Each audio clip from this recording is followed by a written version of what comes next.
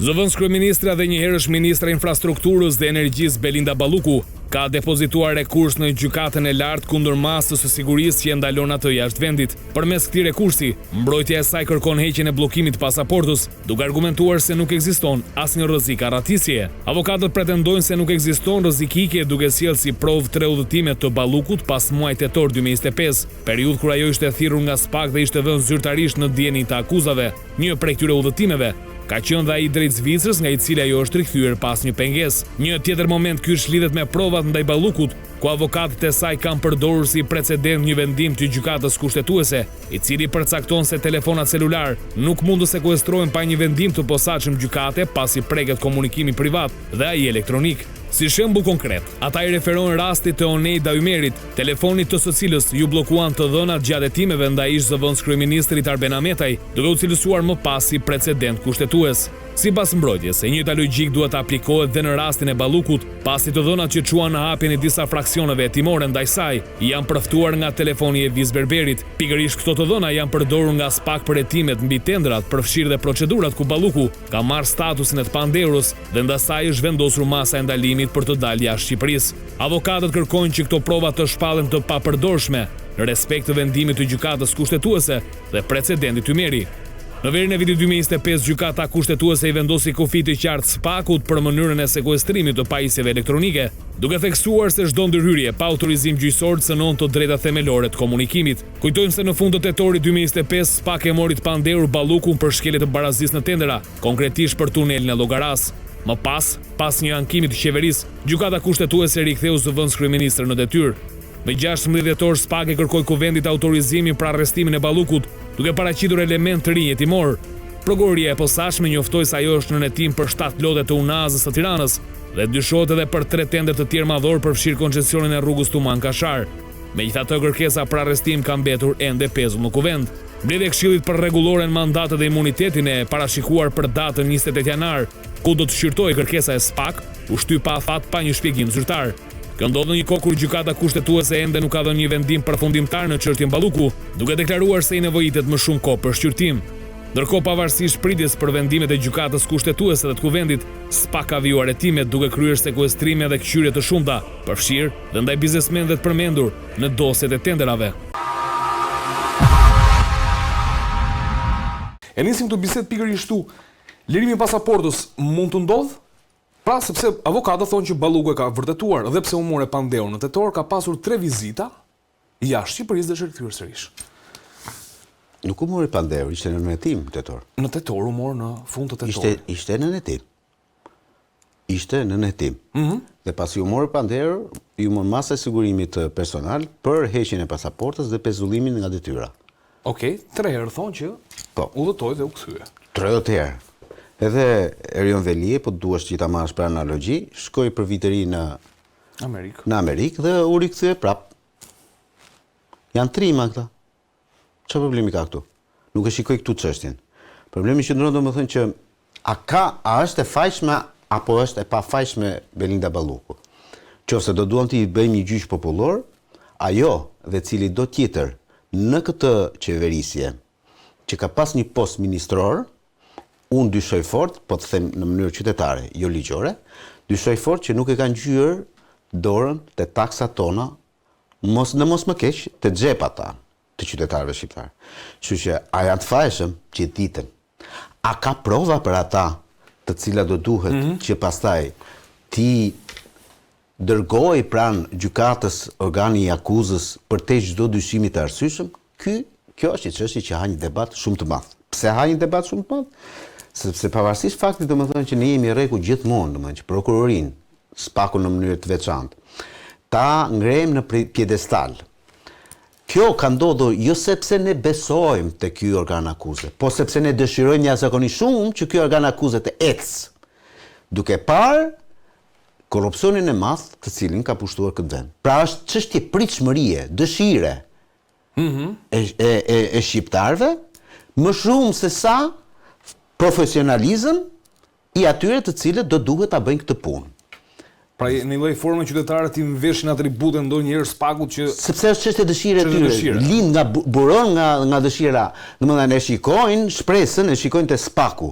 Ndërkohë që Kjo është e gabuar për mendimin. Kjo vjen nga mendësia komuniste. Po, sepse çon drejt gjyqit popullor realisht. Po pra, është mendësi totalisht komuniste dhe ne si popull akoma nuk jemi shkëputur nga kjo mendësi komuniste. Pse? Sepse edhe në kohën e para diktaturës ishte prokuroria, organi hetus ai që bënte gjithçka. Pra, të vinin prangat, Ariani Çela aso kohë dhe pastaj provat i gjenim rrugës neve me kërbaç, pohonjë e tij edhe që ishte çuni duçes. Okej? Pra, se mohoje dot baban. Se mohoje. Pra, kjo ishte historia e asaj kohe. Pak a shumë në të njëjtin trajt jemi, sepse vëm në pjedestal organin e akuzës, i cili në teorinë juridike është palë. Ne duhet ngrejmë pjedestal gjykatën. Është gjykata ajo që jep vendimin, drejtësi, dënim. Dhe jo më kot thuhet pushtet gjyqësor. Nuk thuhet pushtet inkuizitor. Pra, i prokurorisë. Nuk është pushtet i prokurorisë, është pushtet i gjykatës. A kemi në një gjykatë të mirë? Jo. Këtë çështjen e gjykatës do diskutojmë tek çështja e dytë, ne tek dosja 50. Po pra, po, ka lidhje e gjitha kjo. Po sigurisht se çështje dosje politike. Kanë tjerë.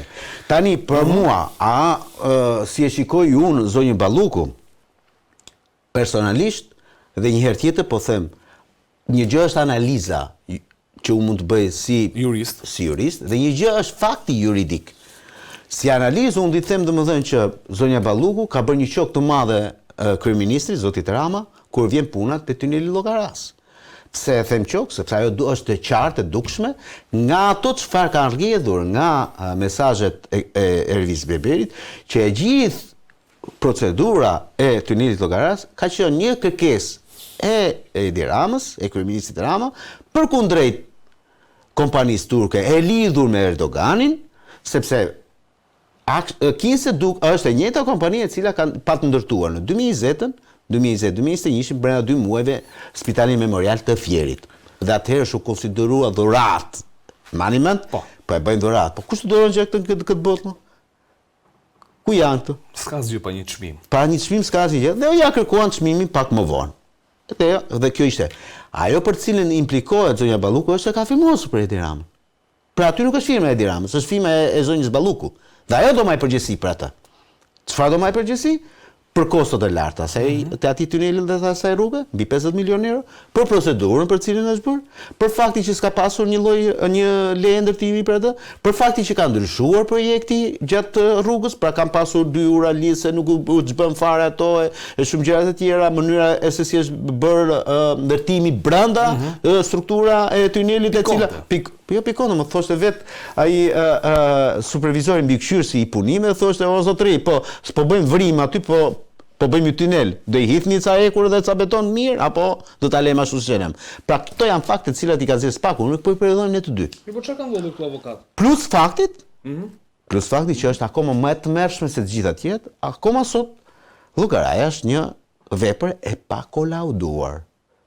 Shumë njerëz, kur unë kam thënë këto para një 4-5 muajsh, populli i Facebookut, se desha të them një fjalë që më që s'po duhet, populli i Facebookut më lëshuan mua dhe tha që është ky avokat që thot kështu e thot ashtu. O njerëz, që ti të bësh një pallat dhe të futesh në atë pallat dhe të jetosh, ai pallati duhet kolauduar, pra të marrë certifikimin që ky nuk është i përdorshëm, nuk është i rrezikshëm, nuk mund të bjerë sepse përkundrejt projektit që ka pasur është ndërtuar fikse ashtu siç duhet. Ky tunel nuk e ka këtë. Pyetja ime është, po pse se kanë bërë kolaudimin? E kuptoj avokat, por çfarë ndodh? Të gjitha këto që u that, janë fakte të cilat Spak duket se i kanë nxjerrë nga celulari i Ervis Berberit. Dhe ka një tjetër kërkesë në gjykatën e lartë nga avokatët e Ballukut që të gjitha këto prova të cilësohen si të palishme pasi celulari është sekuestruar pa një vendim gjykate, dhe këtu i referohen rastit të një zonje, kam përshtypjen Oneida Ymeri, në raport me hetimet ndaj ish-kryeministrit Arben Ahmetaj. Okej. Teorikisht ka një precedent. Po. Fakti qëndron, pra mund të ndodhin domethënë që edhe zonjës Balluku me ligj t'ia rikthejnë celularin e vet. Unë nuk shikoj një problem në rikthimin e celularit të zonjës Balluku, sepse nuk ka arsye që ta mbash këtë celularin tim në momentin kur ti e ke marrë çdo gjë nga ky celular. 5 minuta punë kanë për të kopjuar ata. Po pra, atë për çfarë do ta marrësh fizikisht? Ktheja. Jo, problemi është që cilësimi i provave të palishme, sepse janë gjetur tek celulari e Evis Berberit këto, dhe është një njëjti rast që si mund sekuestrohet pa vendim gjykate.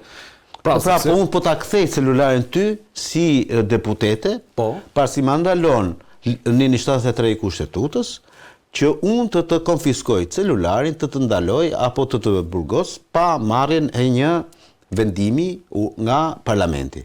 Po kjo vlen për zonjën Balluku, jo për zotin Berberi, sepse zoti Berberi nuk ka imunitet. Jo, ka qenë territori ARS-s. Po pra, dhe ti sa po the domethënë që, dhe ne dim dy shumë mirë që këto kanë dalë nga Evis Berberi, nuk kanë dalë nga telefoni i zonjës Balukut. Telefoni i Ballukut nuk është sekuestruar sepse s'ka leje kuvendi. Po, telefoni i Ballukut thjesht në një mënyrë apo në një tjetër i provon atë për të cilën është shkruar tek Evis Berberi, pra bëhet konfondimi, bëhet krahasimi midis njëri telefon dhe telefoni tjetër. Por në momentin kur është marrë të dhënat e atij telefoni, për mendimin tim nuk ka as edhe një lloj lidhje a ja kthen apo nuk ja kthen. Teorikisht le t'ja kthen nëse s'ka asnjë lloj arsyetimi pse duhet t'ja mbajnë. Ja ka fjalën fizikisht. Unë se kam aty, domethënë e kisha në sensin që çfarë kërkon avokatët, thonë që cilësoj të pavlefshme provat e nxjerra për Ballukun nga telefoni i Berberit, ajo është pa konceptueshme. Po sepse ka një precedent pra. Po nuk është e njëjta gjë. Janë është vetëm se për sekuestrimin dhe kthimin e celularit. Po pra. Kurse këtu kërkojnë domethënë që cilësohen palishme pasi është marrë pa vendim gjykate. Po pra, këtë po them pra, ti të gjë rasti konkret për cilin po flasin dhe ti të gjë, ti po thua që jo për celularin tim, por për celularin tënd duhet ta heqin ata. Ka sens domethënë kjo? Domethënë unë duhet shkoj në gjykatë dhe të them i jepni telefonin Andit. Këtë po më thua. Jo, cilësinë si të palishme të provave që kanë nxjerrë nga celulari. Po pra, atë unë shkoj në gjykatë dhe të them domethënë që provat që ka telefoni Andit janë të pavlefshme. Po sepse ju e keni sekuestruar, pa vendim. Edhe një herë po të them.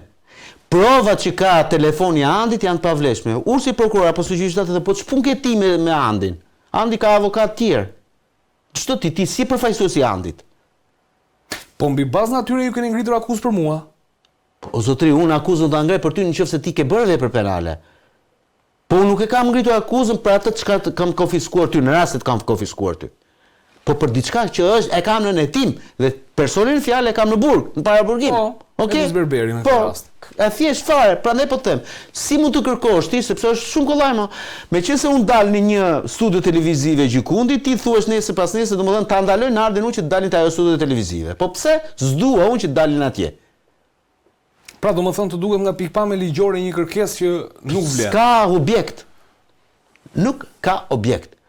Ti mund të kërkosh shisha një sepse ta duhet të kuptoj një gjë. Si avokatia dhe prokuroria janë palë në një proces gjyqësor. Të dyja mund të kërkojnë gjëra të cilat ligji ose nuk i koncepton, ose nuk i pranon, ose në doktrinën juridike quhet lajthitje në ligj. Pra ke lajthitur i them unë. Jo nga trut e kokës, por nga në ana juridike. Ligjore.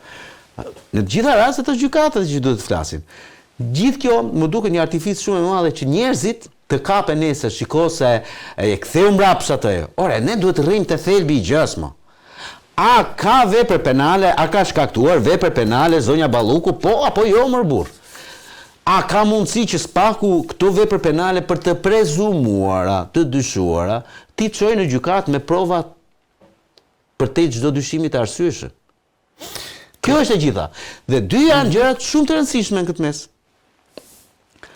Po të vim në një gjë tjetër, shumë të thjeshtë. Para pak ditësh është denoncuar,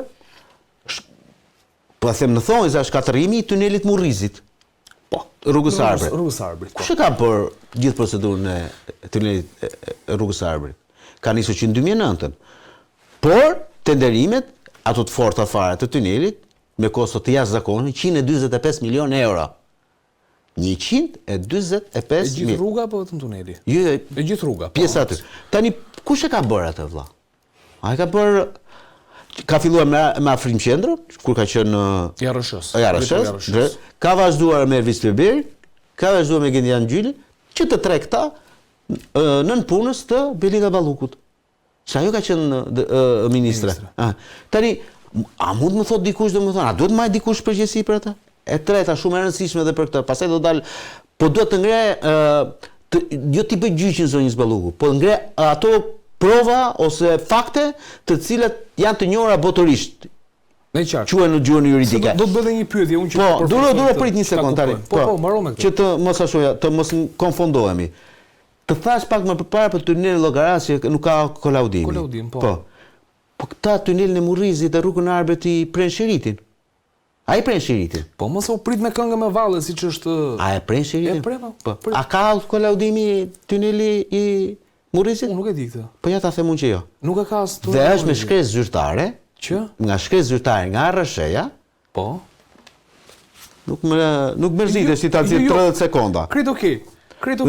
Pra, ka qenë një shkresë zyrtare që RSH-ja i ka kthyer përgjigje një deputeti të Partisë Demokratike dhe i thot s'ka problem, dhe i thot që ne nuk e kemi kolauduar tunelin e Murrizit. Nuk e kemi, nuk e kemi marrë dorëzim ne fare.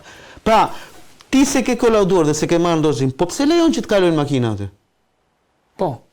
Që pikpyetje të mëdha. Po të më shpjego pak.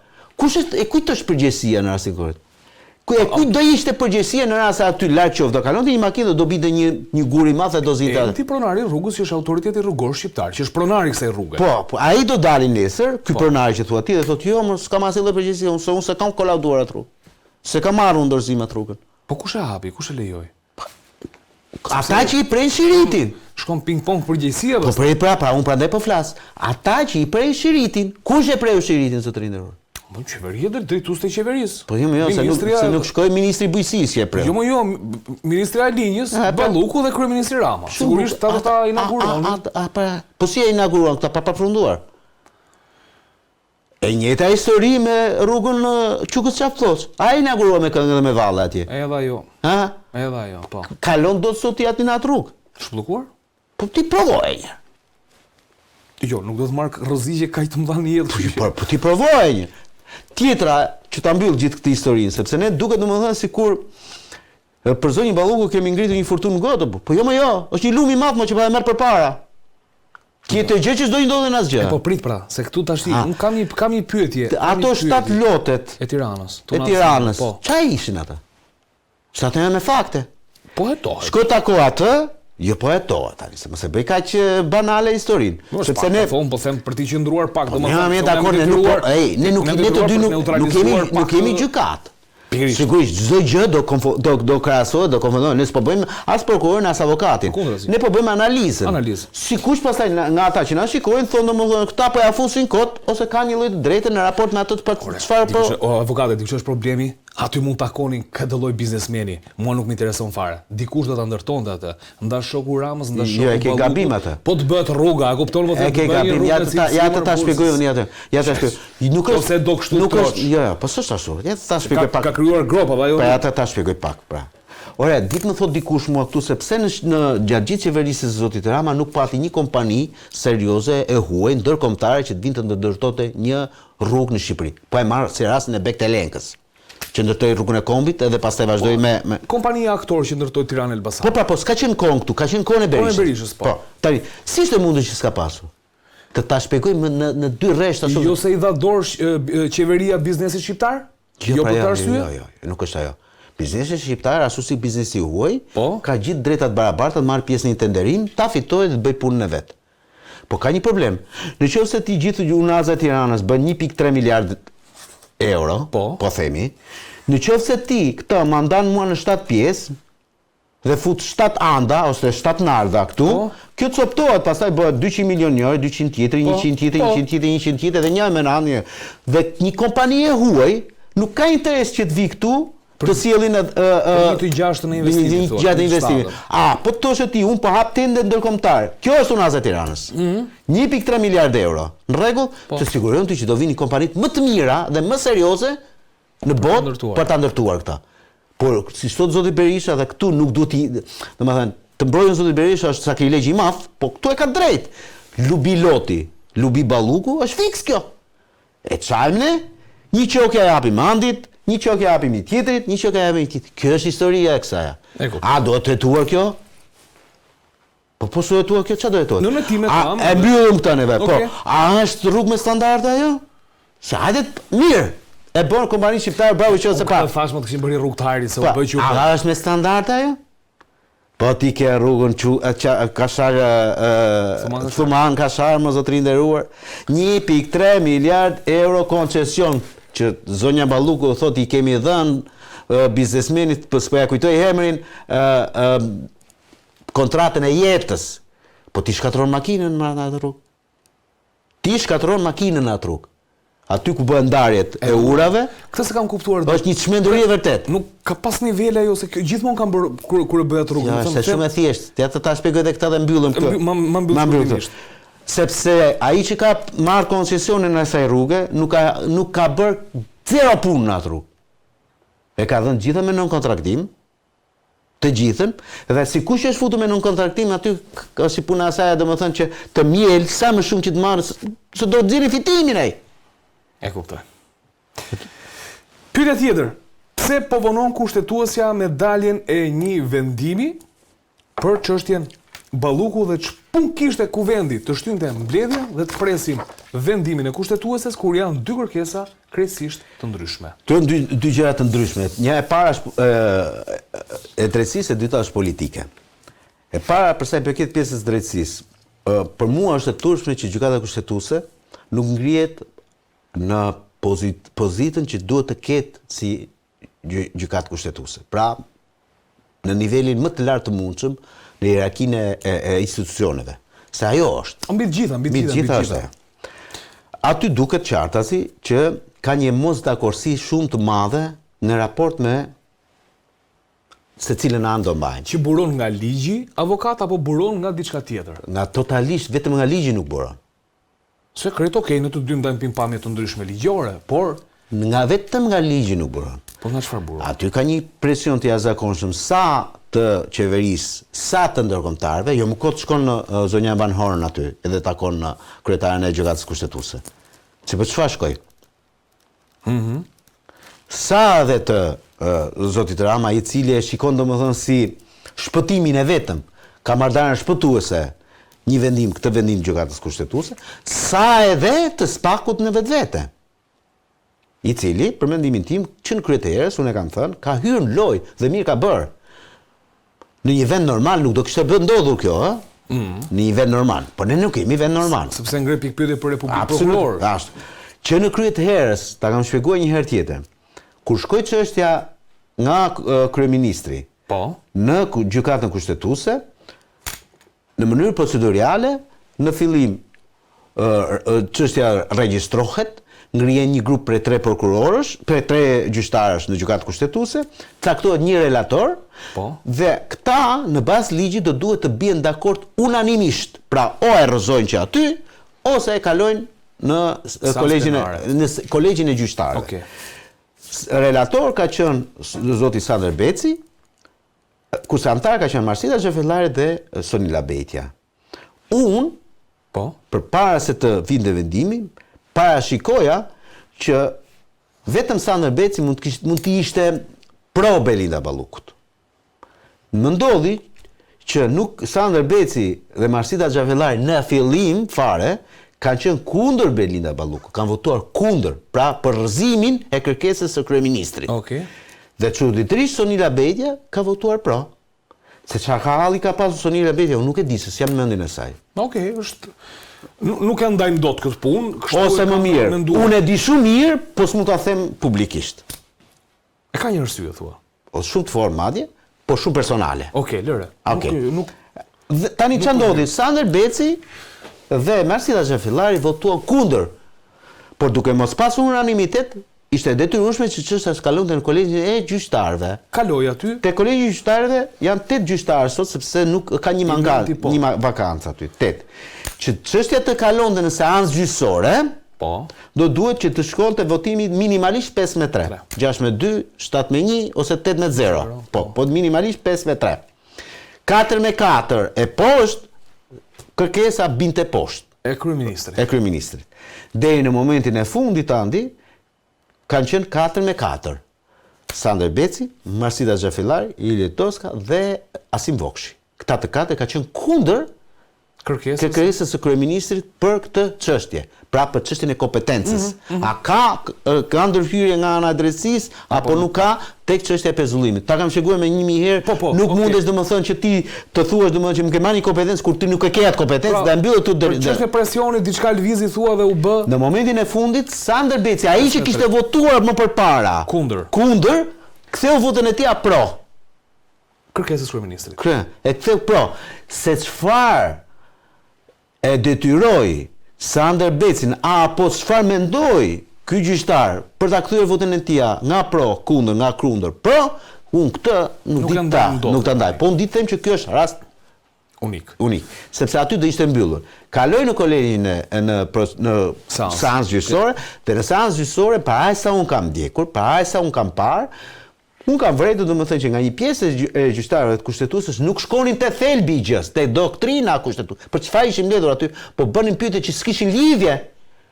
Si në rastin kur bënin pyetje. Qëllimshme? Unë them se po. Apo nga paftësia, se tash edhe mund ta them. Ata unë nuk e di, se unë nuk mund domethënë të gjykoj ata, përderisa janë gjyqtar kushtetues, do dua domethënë që ti respektojmë sepse është maja, po unë di të them domethënë që më bënte shumë çudi kur kërkonin ku bënin pyetje domethënë që s'kishin shumë sens. Duhet të kuptojmë, gjykata kushtetuese nuk është gjykatë fakti. Merret me doktrinën e ligjit, nuk merret me provën. Po. Ata bënin pyetje për provën, si e menon ti këtë apo si e menon ti atë. O zotëri nderuar, ka ndërhyrje kompetence apo nuk ka kompetencë? Juve si SPAK e keni kërkuar këtë gjë për çfarë arsye?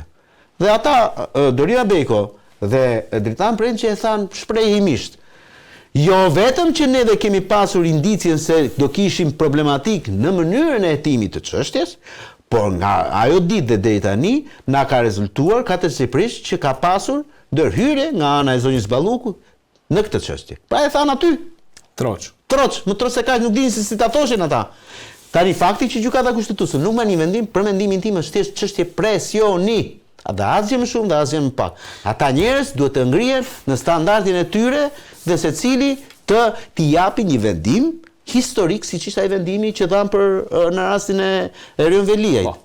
Për mendimin tim ishte mendim historik. Po. Unë nuk ishte për Erion Veliajin, ishte për kryetarin e bashkisë. Po. Për këto kryetar bashkie. Tani një ditë do ta marrin të vendimin.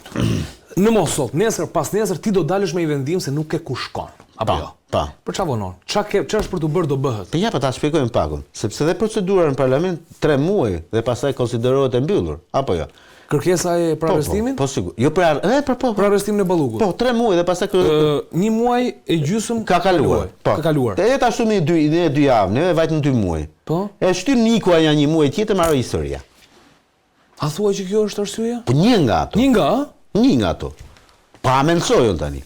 Pra, kur them se kisha pyetin që ç'pun kishte kuvendi me vendimin e pritjes kësaj. Kjo është përgjigjja? Ja urdhë. Kuvendi sigurisht po merr një vendim politik. Që të kuptojmë se politik sa ata rrotullojnë. Ata aty do rrotullojnë. Vetëm te ligji nuk e rrotullojnë dot ata. Shiko. Ka 2 probleme shumë të mëdha, ose më mirë dhe 3, po duhesh. E para një mos koherenca. Kjo maxhorancë. Ky kuvend nuk ju deshëm shumë se 2 orë për të hequr mandatin zoti Berishën. 2 orë. As Benametajt, se sikur po flasim për kundërshtaren. Po Benametajt që e kishin tyret? E kemi parimore, tham, për këtë që kërkon drejtësia. Doli në alëmadhnia e tij dhe tha, kjo maxhoranca këtu tha, nuk s'ka për të bërë kur avokat apo mburoj e cili do nga këtu nga ne. Ja ku e kemi rast konkret. E treta, kuvendi nuk mund të jetë gjykatë më zotëri nderuar. Shiti që po gjykon se çfarë provash ka aty e çfarë s'provash ka aty. Ki din ata më e di gjykata, e di prokuroria çfarë provash ka aty. Ora unë të opozita se dua ta mbyll të pjesë mos ta zgjas më se kemi edhe çështje të tjera avokatët mos të marr shumë kohë këtë mbrëmje, po opozita përse të duhet të bënte luftën mje po se bën mje dosjen kur për çështje parimore voto direkt mos kërko më nuk ke nevojë ti. Për çështje parimore kërkoni arrestim drejtësire, merre. Po kërkoni. Kërkesa miratohet nga gjykata? Po. Do thotë që gjykata ka çmuar që aty ka ca prova që vlerëson që do të arrestuar, s'të ndaluar se sigurisht. Okej, mirë pra. Tash kjo ha debat madh kur e bën opozita këtë që çalon opozita, tash maxhoranca që ka vetëm. Tani mua ma lejo që të mos merrem me opozitën sonte. Jo, merrem unë. Jo, ti merresh atë ke parasysh do të mirë kuptoj. Do të mirë kuptoj se si i thon aty fjalës si me i hongër bukën e jetimit. Kaq keq ka ngelur kjo. Ja vlen ti hash bukën e jetimit. Ja, bëj mos u merr për mëkat. Tani çfarë ka ndodhur tjetër? Ka ndodhur tjetër sot është lajmi i ditës. Komisioni i Mbrojtjes pranë Këshillit të Lartë të Prokurorisë ka miratuar kërkesën për shtimin për shtuar mbrojtjen ndaj prokurorit tashmë Altin Dumani, disa prokurorëve të tjerë, midis tyre edhe Dritan Prençit, i cili ka nënë e tim zëvendës kryeministren Belinda Balluku, dhe siç duket nga ajo çfarë është kuptuar dhe nga kërkesa, kjo vjen pas rritjes së presionit ndaj Altin Dumanit lidhur me time të shumta, të cilat mbajnë firmën e tij. Do të kujtojnë që pjesa më e madhe, le të themi, e hetimeve politike, të emrave të mëdhenj të politikës, ndërta si prokuror hetues, sepse ishte kryeprokurori i Spakut, mbajnë firmën e Altin Dumanit. Tani çfarë kupton këtu avokat? Kërkesa është bërë nga Klodian Braho, tani është shefi i ri i Spakut për të mbështetur kolegët e tij, varësit. Show i madh. Një show i madh për të treguar domethënë që shiko se neve këtu tani po na shklyejnë, po na bëjnë gjëmën. O Andi, në këtë vend, në qoftë se do që të bësh keq, është verifikuar katërsipërisht që shkojnë deri te kryeministri, deri tek presidenti, kudo, jo më te i prokuror. Nuk është ky qëllimi e parë. E dyta, ky prokurori e ka pasur të qartë fare mirë në momenti kur ka pranuar ose ka kërkuar që të bëhet prokurori i Spakut. Ai e dinte se për ku do shkonte. Do merreshe me kriminal, me të korruptuar, me njerëz me pushtet e me shumë çka. Tani o do ta bësh një punë o nuk e bën. Jo, ata kanë zgjedhur ta bëjnë. Po kanë zgjedhur ta bëjnë mos u anko pastaj. Një. E dyta, kjo çështje domethënë që hajse po i shtojmë mbrojtjen. Ne shtojmë më shumë mirë, është unë po e quaj gati rutinë këtë, rutinore. Një gjë krejt normale. Por Shqipëria e sotme nuk është ta Italia e viteve 70-80. Nuk është Italia e Borsellinos apo e Giovanni Falcone, si shkonin nga Roma në Palermo, në një qytet në Sicili, ku nuk njihej fare shteti. S'kishte shtet më burr atje. Atje ishte Cosa Nostra dhe pikë. Sigurisht që Falcone dhe Borsellino do duhet kishin një gardë ushtarësh që të bënin punën e tyre. Po ku erdhi momenti, a u bën andetat? Jo u bën. Po si atëherë? Pra, ajo që duhet të shpjegoj është, kur duan që të bëjnë një të keqe, e ta bëjnë më. Kjo historia që po na bëni presion është, domosdoshmë që ta çojnë atë, si thua, debatin publik për te i thelbi të gjës.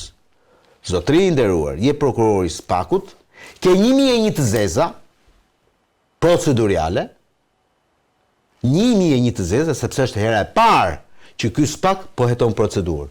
Kush e ka mbajtur këtë Spakun të hetoj procedurë për gjëra të tjera? Erion Veliajn, Ilir Beqajn, shumë të tjerë aty, Leftet Kokën, ku di unë, shumë njerëz tjerë. Kryebashkiakun e Durrësit, se s'po më vite emri, Vangjysh Dakon, po. Zakonisht. Pra, kush e ka mbajtur? Është hera e parë që shkonte procedura. Uroj që ta bëj për gjithë. Kush e ka mbajtur këtë prokurori që të shkonte te PSD-ja dhe ti nxirrte për jashtë që të gjithë sot me vendim gjykate? Se nuk i nxjerr vendim gjykate më. Është dhe kërkesa e tyre. Nëse ti mua si prokuror i vin aty dhe ligji thot nga 1 deri në 7 dhe ti kërkon 1, po pse kërkon 1 ti më zotri? Pse s'kërkon 7? Dhe leja topin gjykatës ta bëjnë. Më lër se do ta bëj. Jo, ta bëja për analogjikë. Jo, se çështja tjetër mbas saj është pikërisht kjo, prandaj. Pse bë? Pra, ajo ky nuk po paragjykoj lajmin. Lajm mund të jetë lajm i vërtetë, më. S'ka asë. Lajmi është i vërtetë sepse është në kërkoja. S'ka as edhe një gjë të keqe këtu, por nuk dua të jap një konotacion më të rëndësishëm se çfarë është vetvete. Dritan Prençi është prokurori që po heton Belinda Ballukun dhe i është shtuar mbrojtja. Shumë mirë. Kur e kam thënë unë përpara një 4-5 muajsh kur ishte ky mandat, pse u tallët me mua? Unë i thash, ky zotëria ka pasur 2 persona që i ka me liq nga garda dhe ju bën 6. I thanë ja fut një kot tyve. Pa i ka pasur 6, sot e 3 muaj, 4 muaj. Që e ruajnë? Po. Dhe është normale, po të them një herë tjetër. Është një gjë krejt normale. Është normale, më zotri, po është duke jetuar njerëz të pushtetshëm. Edhe sikur asnjë gjë të mos ket, edhe sikur asnjë lloj presioni të mos ket, njeriu domethënë. Kjo është e pyetja radhës, ore, ka pasur presion real këta apo është një mas fazë përgatitore që e bën Spakun. Andi, presionin e logjikojmë ne të dy mërburi dhe që nuk jemi mësuar ose nuk duam që të merremi me këtë lloj le të themi kategorie njerëzish në tim. Mu s'dua ta bëj prokuror. Se nuk jam tipi personi karakterial që të merrem me këtë çështje. Po ai që e ka pranuar të bëj prokurorin, këtë gjë nuk duhet ta ketë fare në. Pra nga 6 e shkoj te 10 thua ti, s'është problem. Po ku është problemi? Nuk e shoh fare këtë. Ti atë punë ke më zotëri Ndor. Puna jote matet me atë çfarë ti çon në gjykat. Dhe atë që ti çon në gjykat, duhet ta çosh me prova dhe fakte, jo me bindje. Se këtu njerëzit futen burg me bindje. Prokuroria krijon bindjen e arsyeshme, thot ai. Or ti prokuroria nuk do të krijojë bindjen e arsyeshme. Do të krijojë provën e arsyeshme për të çdo dyshimi të arsyeshëm dhe ta çojë në gjykatë të thotë gjyqtari, ja ku e ke provën. Dhe sikur të jetë i korruptuar gjyqtari, nuk e ka mundësinë.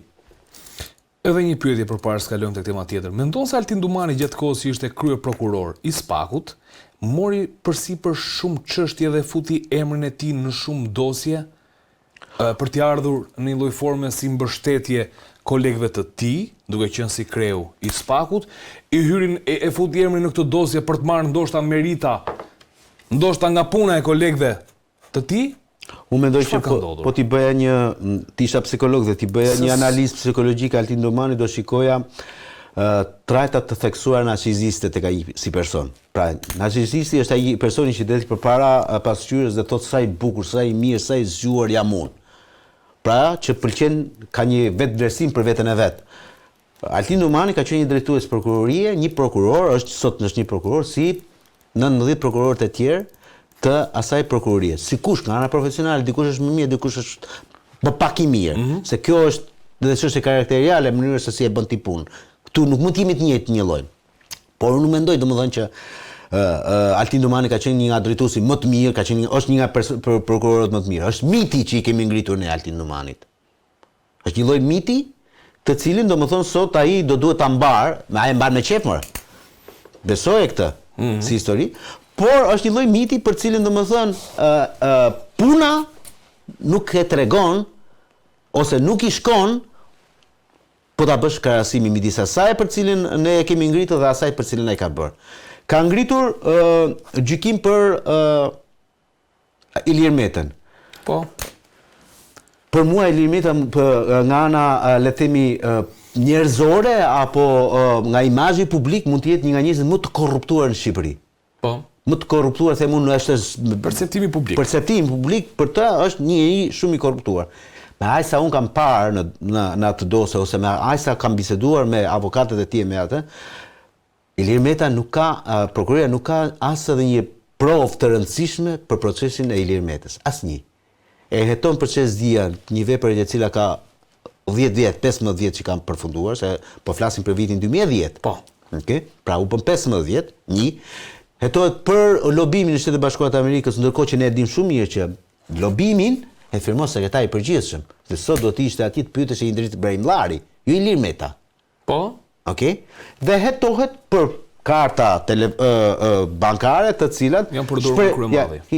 Dhe vetë kryemadhi thotë i kanë përdorur më si ka përdorur ky. Kam hedhur firmën numër si ka hedhur firmën ky. Atë për çfarë po e marr në burg ti këtë? Aty emri i parë është i prokurorit Sotir Llapi dhe i ka futur edhe si tangent emrin Altin Dumani. Pse? Se ka qef ky vëlla të jetë gjithande. Se kjo ishte pyetja pra. Ka qef ky. Ka futur emrin. Ka futur emrin që të jetë aty ky. Ky do të jetë edhe tek Ilir Meta, ky do të jetë edhe tek Erion Velia, ky do të jetë bilet Erion Velia. Ja kemi ngritur gjithë narrativën Olzdados, ndërkohë që ai personi që flet aty është që flet me një gjuhë vulgare që nuk i shkon. Një prokurori është pikërisht Altin Dumani më, nuk është Olzdado. Ai që flet aty, këtë do ta bësh kështu e këtë tjetër do t'ja bësh ashtu, për Erion Velien. E kuptoj. Pra ky është futur në të gjitha çështjet. Edhe një herë tjetër, ne kemi ngritur mitin e Altin Dumanit. Por është shumë larg të qenit ai për cilin neve kemi folur. Se po t'ishte ky Altin Dumani, se tani më erdhën shtek fare, se më kujtua. Po, okay. Po si është e mundur për ky Altin Dumani të tallet me Shqipërinë, me shqiptarët kur vjen puna tek çështja e Irina Gjokës më. Po, do ta trajtojmë dhe atë. Ma bëj pyetjen vonë. Do ta bëj pyetjen vonë se e kam çështje atë. Mirë. Po kapi njëra tjetër këtë si seri. Do të kapi dhe çfarë ndodh? Ne po diskutonim për Spakun, po diskutonim për çështjen e provës, lartësinë që do duhet të jenë